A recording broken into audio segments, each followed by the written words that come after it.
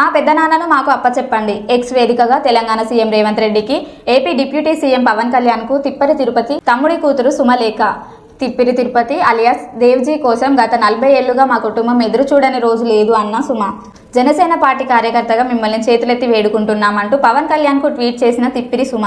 మా కుటుంబానికి AP deputy CM తప్పకుండా న్యాయం చేస్తారని మనస్ఫూర్తిగా విశ్వసిస్తున్నామన్న సుమ.